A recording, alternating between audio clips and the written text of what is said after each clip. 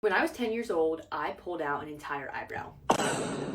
And from there, I continued to pull out my hair from my head, from my eyebrows, from my eyelashes, from my legs. Now, a lot of you guys know this about me. It's called trichotillomania. I'm pretty vocal about it. But a lot of you are pretty new around here. So I wanted to kind of share my story with why I pulled out my hair, how I stopped, and like kind of the effects that this had. It really did change my life. So first, how it started. Like I said, I was 10 years old. I was pretty bored, and I remember I was kind of just playing with my eyebrow, and eventually I realized that it didn't really hurt to remove the pieces of said eyebrow.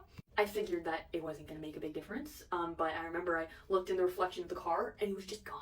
Of course, my parents were a little bit concerned, but I think that they kind of just tracked it down to a typical Sloane the Rapper antic. And for about 2 years after that, I was done until I wasn't. What started out as a little scab in the back of my head turned into me not just scratching at my skin, but pulling out the hair. Now, a lot of people ask, does this hurt? Like, did it hurt to literally pull your hair out of your scalp? Because, you know, if someone else did that, that would totally hurt. But I think that the thing about trichotillomania, or what this is called, is it kind of does hurt, but in a good way.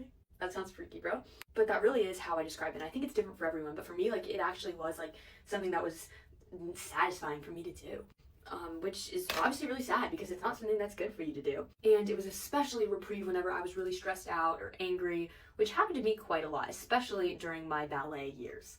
And ballet is an amazing, beautiful thing, but for me, it really was something that was stressful, something that was bad for me, something that I simply just wasn't meant to do. I had a lot of pent-up anxiety, a lot of anger, a lot of stress, and all of that led to me just pulling my hair out more and more. Eventually, I had a pretty large bald spot all around this area. You could see it when I did my ballet bun, and I remember girls were pretty mean about it at this one summer intensive that I did. They would like make jokes about me having cancer, which honestly is like disrespectful to say, like weird behavior. And it honestly made me sad, but it didn't really matter as much to me, and still I started posting online. This was one of the things that made me go viral in the first place because everyone noticed it and I was not like ashamed to hide it. I honestly thought it was okay. I was like, yeah, my hair's a little messed up, the pieces were growing in short and like jagged, and people would comment on it because it looked a little silly. There was so much hate. I just remember all the top comments would just be like, what is wrong with her hair? Why does she look like that?